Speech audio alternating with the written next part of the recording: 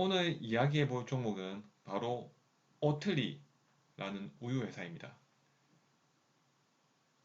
제가 오늘 하고자 하는 것은 종목을 발굴해서부터 투자에 이르는 과정을 이 종목을 통해 알아보면서 소위 말하는 가치 투자에 대해서 접근을 해보고자 합니다. 많은 분들이 자신의 판단에 따라 투자를 하겠지만 투자를 하는 과정이 단순히 다른 사람의 추천에 의해서 한다면 그건 투자가 아닙니다. 자신만의 투자에 이르는 과정이 상식적이어야만 투자의 결과도 성공할 수 있습니다. 저는 결론적으로 말씀드리면 오틀리 주식을 매수하지는 않았습니다. 하지만 단순히 매수하지 않았다고 끝이 아니라 이 종목을 매수하기 전 지구온난화에 따른 친환경 산업에 관심이 있었고 친환경 산업과 관련된 종목에 관심을 갖고 있었습니다. 이런 과정에서 오틀리를 알게 되었고 몇 가지 리서치 과정과 검증을 거쳐서 종목을 매수하지 않게 되었습니다. 영상의 내용은 오틀리를 보유한 주주에게 이 종목이 안 된다, 앞으로 이 회사는 매수하면 안 된다, 이런 의견이 아닙니다. 모든 사람들이 중점을 두는 가치관이 있듯이 저는 저만의 판단 과정을 거친 것이고 앞으로 이런 판단이 바뀌어서 다시 좋게 볼 수도 있는 겁니다. 주식 투자를 할 때 단순히 일단 사고 보자 이런 게 아니라 여러 가지 스스로 찾아보는 과정을 거쳐서 신중한 투자를 해야 된다는 취지에서 말씀드립니다. 그럼 오틀리에 대해서 알아보겠습니다. 제가 친환경 산업과 관련 종목에 관심을 갖게 된 것은 빌 게이츠가 쓴 기후 재앙을 피하는 법이라는 책을 읽고 나서입니다.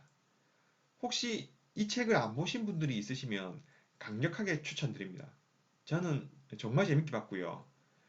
읽기도 쉬운 책이라 다시 친환경 섹터가 부각되기 전에 준비한다는 생각으로 한번 보시면 좋을 듯 합니다. 이 책에서 강조하고 있는 여러 개의 숫자가 있는데 먼저 510. 우리는 510억 톤의 온실가스를 매년 대기권으로 배출 중입니다. 빌 게이츠는 우리에게 다가올 최악의 기후변화를 피하기 위해서는 온실가스 배출량을 0으로 만들어야 된다고 합니다. 표는 인간 행위 중 탄소 배출량의 비중입니다.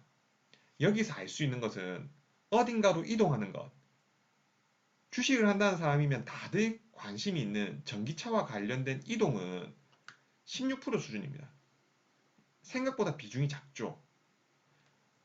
그리고 무언가를 먹기 위해 기르는 것은 20%에 이르는 탄소 배출량을 나타내고 있습니다. 근데 무언가를 기르는 것에 대한 친환경 움직임은 다른 높은 비중을 차지하는 것 대비해서 활발히 이루어지지 않고 있다는 생각이 들었습니다. 농업에서 가장 많이 배출되는 온실가스는 이산화탄소보다는 메탄과 아산화질소입니다. 메탄 분자는 이산화탄소보다 28배 더 심한 온난화를 일으키고 아산화질소는 무려 265배 더 심한 온난화를 일으킨다고 합니다. 사람의 뱃속에는 음식 소화기관인 위가 하나밖에 없지만 우리가 먹기 위해 키우는 소의 뱃속에는 위가 무려 4개가 있습니다. 소화기관이 이렇게 많기 때문에 이 풀을 포함해서 사람들이 소화하지 못하는 다른 식물들도 먹을 수 있는 거죠. 소는 소화를 하는 과정에서 음식물을 분해하는데 이 과정에서 메탄이 생성된다고 합니다.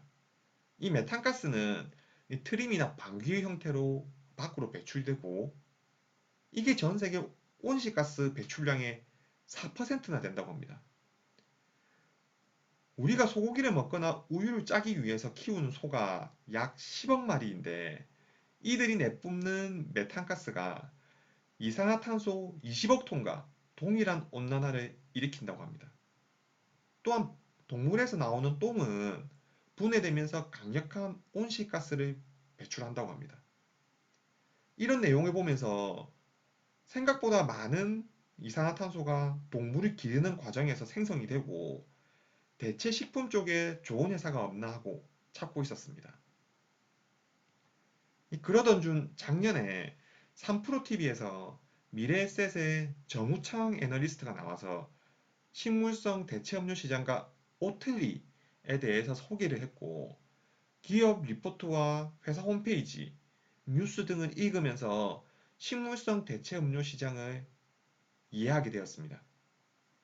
이 증권사 애널리스트가 작성한 리포트를 보시려면 일단 국내 주식은 환경 컨센서스라는 사이트에서 많은 정보를 얻을 수가 있고요. 증권사 홈페이지 가면 해외 주식도 리포트가 많이 올라와 있습니다.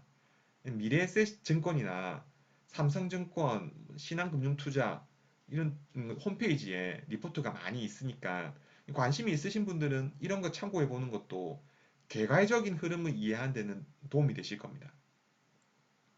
그리고 오틀리 우유를 제가 사 먹어봤죠. 최근에는 오틀리 말고도 식물성 대체 음료가 많이 나와서 다른 것도 대형마트를 가시면 쉽게 접할 수 있습니다. 이건 전적으로 개인적인 생각입니다만 사실 투자하면 안 되겠다는 생각이 든 게 먹고 나서입니다. 이 사람들이 왜 오틀리 하는지 저는 잘 모르겠습니다. 그냥 좀 밍밍하고 두유에 설탕을 안 섞은 그런 느낌이었습니다. 먹는 사람은 먹겠지만 우유를 대체할 수 있겠냐는 생각이 들었습니다. 한 번씩은 먹을 수 있는 정도? 근데 그것도 이 가격이 비싸니 잘 안 먹게 될 것 같은 그런 느낌이었습니다. 이 종류가 여러 개 있는데 그 중에 바리스타 맛이 평이 굉장히 좋길래 바리스타 맛을 사가지고 라떼를 해 먹어봤습니다. 끝맛이 확실히 고소하고 유니크한 느낌이 있습니다. 근데 계속 먹기에는 그냥 우유 라떼가 저는 더 맛있었습니다.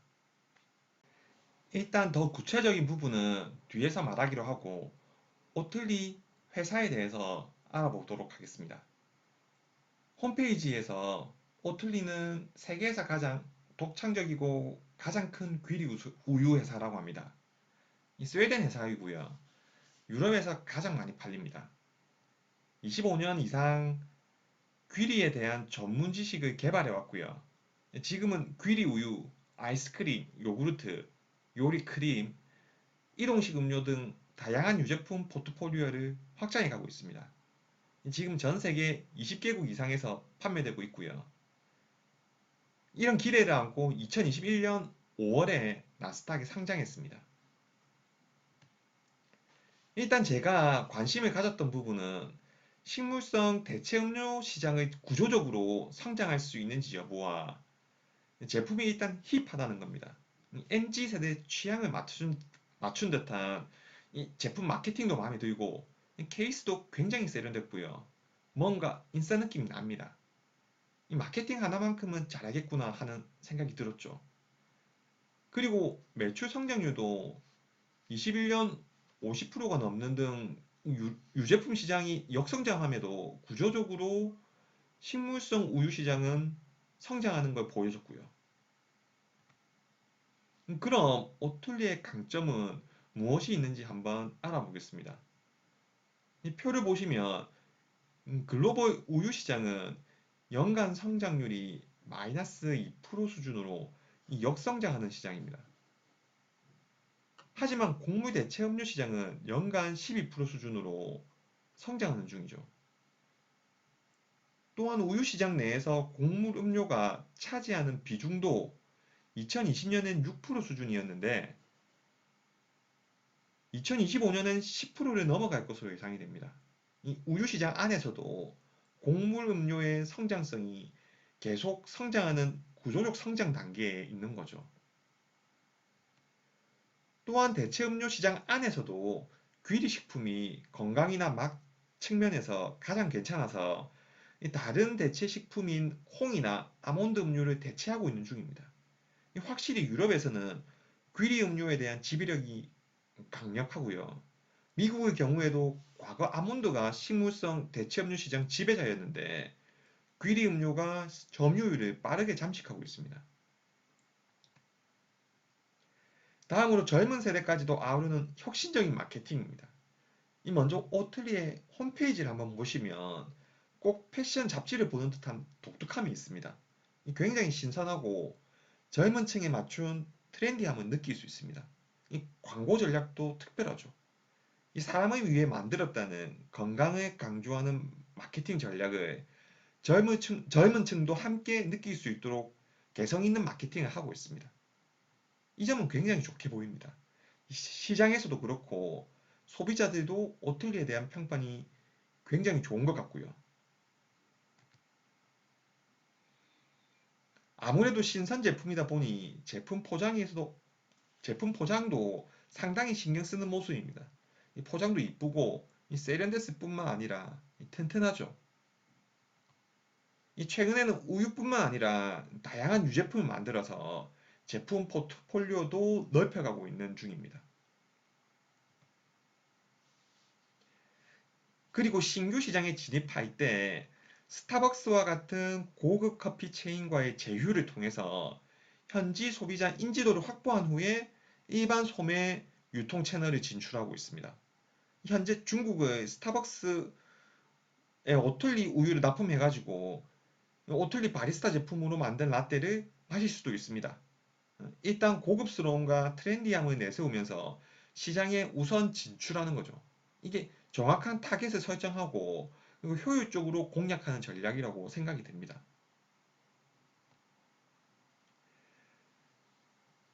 그리고 글로벌 생산 기지의 확장입니다. 이 현재 회사에서는 공급이 수요를 따라가지 못하고 있는 상황이라고 합니다. 이에 따라 공격적인 설비 확장으로 글로벌 식물 대체 음료 시장의 지배력 강화를 전략을 펼치고 있습니다. 미국 오그든 공장이 2분기 말 증설을 완료할 예정이고요. 미국의 밀빌의 확장 프로젝트는 2020년 하반기에 진행 중이고, 싱가포르는 2020년 3분기에 가동을 시작해서 현지 생산이 가능할 것으로 예상이 됩니다. 미주 지역 생산량은 사상 최고치를 기록했다고 합니다. 그리고 중국의 만산, 싱가포르와 함께 아시아에서 현지 생산을 할 예정입니다. 현지 생산을 하게 되면 일단 소비자에게 적시에 공급이 가능해서 재고자산 감축에 도움이 될 거고요. 현지 확장 전략을 통해 매출액 증대에도 도움이 될 겁니다.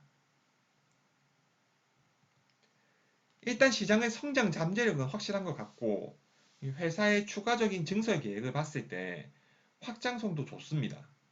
그리고 환경적인 측면에서 봤을 때도 이 분야로 변화되는 게 환경을 위해서 바람직한 방향입니다. 하지만 상당히 우려되는 요소들이 많은데 이런 부분들에 대해서도 한번 알아보겠습니다. 오틀리는 작년에 상장한 성장주입니다. 앞으로 시장 확장성도 크고 성장이 기대되는 주식입니다. 하지만 그만큼의 성장성을 보여주고 있는지가 문제죠. 과거 정말 매출이 얼마 안 됐을 때는 연평균으로 보여줬던 성장률 대비 최근의 분기 보고서를 보면 2022년 1분기에는 겨우 19% 매출이 성장했습니다. 구글이나 빅테크보다도 못한 성장률입니다.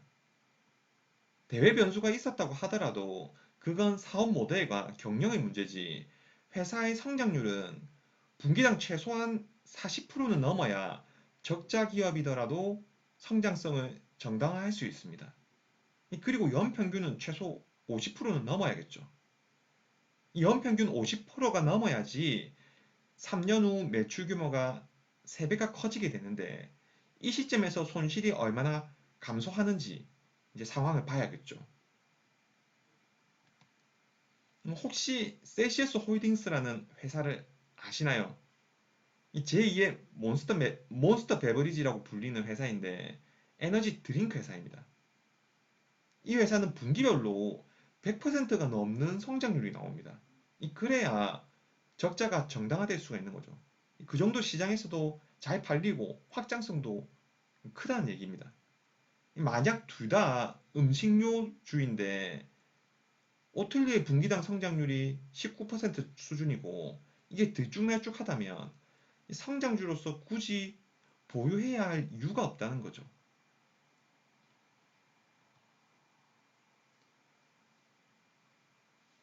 두 번째는 누구나 쉽게 경영할 수 있는 비즈니스인가입니다. 이 투자를 할 때 꼭 챙겨보셔야 하는 게 얼만큼 사업을 쉽게 이해할 수 있느냐인 겁니다. 그리고 큰 변수 없이도 쉽게 경영할 수 있는 회사가 성장도 잘 할 수 있습니다. 오틀리는 소비재 시장 중에서도 음식료 시장이고요. 유제품으로 볼 수 있습니다. 이 유제품 시장 중 대표적인 게 우유죠. 근데 우유 시장은 연간 역성장하고 있는 시장입니다. 이 우유 소비를 충분히 할 수 있는 선진국에서는 출산율이 낮은 편이고 이 후진국에서는 유통기한 때문에 쉽게 보급하기가 어려워 현지 생산을 할 수가 없기 때문이죠. 이 운송을 하는데 비용도 많이 들고 신선도도 유지해야 합니다. 이 코카콜라나 펩시 등 음료수보다 매출 총이익률이 낮을 수밖에 없겠죠.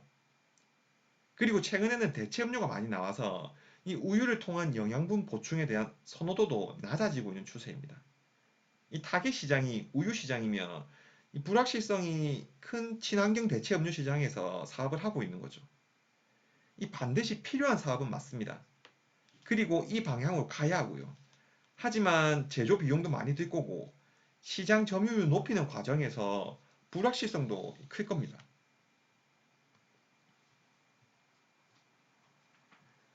그리고 세 번째는 여유한 재무 구조. 돈을 벌 수 있겠느냐는 내용인데요. 이 표는 얼마 전 발표한 1분기 오틀리 재무제표입니다. 수익은 전년 대비 거의 19% 증가한 1억 6,600만 달러를 기록했습니다. 하지만 매출 원가가 1억 5,500만 달러로 매출 총이익률이 겨우 9% 수준입니다. 재료비가 아무리 올랐다고 하더라도 재고 관리나 생산이 제대로 되지 않고 있다는 반증입니다. 이 영업 손실은 전년 대비 3배나 증가했습니다. 특히 소비재 주식에 투자를 할 때는 매출 규모 대비 매출 채권과 재고 자산이 어떻게 변화되고 있는지 반드시 확인을 하셔야 됩니다. 매출 채권은 물건을 팔고 아직 못 받은 돈이고 이 재고 자산은 물건을 아직 안 팔고 남아 있는 상태죠. 이게 매출 대비 숫자가 높다는 것은 그만큼 회사 현금이 부족하다는 말이고 이 매출 채권과 재고 자산을 낮게 유지하는 게 판매 기업의 경쟁력입니다. 이렇게 매출 채권과 재고 자산이 쌓여 있는 기업들은 영업 현금 흐름이 좋을 수가 없습니다. 이 오미크론에 의한 공급망 문제와 귀리 등 원재료 상승에 대한 부분을 감안하더라도 지금 쌓여 있는 재고는 신선 제품으로 유지되어야 할 유제품 치고는 상당히 높다는 게 이제 제 생각입니다. 그만큼 재고 자산에 대한 관리가 안 되고 있다는 거죠. 이것은 또 다른 관리와 보관, 폐기, 추가적인 비용을 발생시킵니다. 그리고 증설 계획의 타당성입니다. 회사는 제품 생산에 대한 비용 절감과 글로벌 확장을 위해 공장 증설 계획을 가지고 있다고 합니다. 근데 공장을 건설해서 제품을 생산하기까지는 예상보다 상당한 시간이 소요가 됩니다. 특히 사람이 먹는 음식료의 경우에는 제조 공정 이후에 식품위생법상 허가 등의 문제도 있고 각 시군청의 허가 사항을 거쳐야 현지에서 판매가 가능합니다. 이런 과정을 거치는데 생각보다 많은 시간이 소요될 텐데 오틀리의 재무 상황을 봤을 때 현금이 지금 빠르게 소진이 되고 있습니다. 이게 증자 없이 앞으로 추가적인 공장 증설이 가능하겠냐는 의문이 들 정도입니다. 회사는 손실폭 외에 올해 사용돼야 하는 자본 비용이 이 텍사스, 영국, 중국의 새로운 생산 시설을 이제 건설함에 따라서 두 배로 늘어날 거라고 하는데 이게 예상대로 이제 진행이 될지 좀 의문이 드는 거죠. 그리고 마지막으로 맛있는가에 대해서입니다. 귀리 우유치고는 맛있을 수도 있습니다. 특별할 수 있고요. 하지만 음식료는 지속적으로 구매로 이어져야 됩니다. 이 몸에 안 좋은 수많은 연구가 나온 코카콜라가 슈퍼스톡스가 된 것은 몸에 좋아서가 아니라 계속 사 먹어야 되는 특별한 맛이 있고 회사가 돈을 잘 벌어서입니다. 그럼 오틀리는 어떻느냐? 개인적으로는 계속 사 먹지는 않을 것 같습니다. 한 번씩 사 먹을 수 있는데 이 먹는 걸로 끝내야지. 이런 경우 주식을 사면 안 됩니다. 결론적으로 주식 오르려면 이 회사가 돈을 벌어야 된다는 거죠.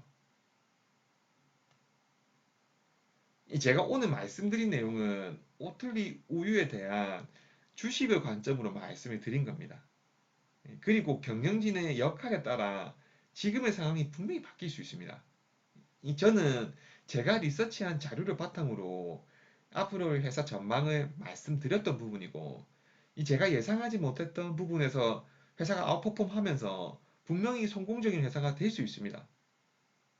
저는 여러 회사를 살펴보면서 다양한 사업 모델과 시장 상황을 이해를 하면 자신이 보유하고 있는 종목에 대한 이해도 깊어질 수 있다는 취지에서 말씀을 드린 겁니다. 그럼 오늘 영상은 이것으로 마치겠습니다. 시청해주셔서 감사합니다.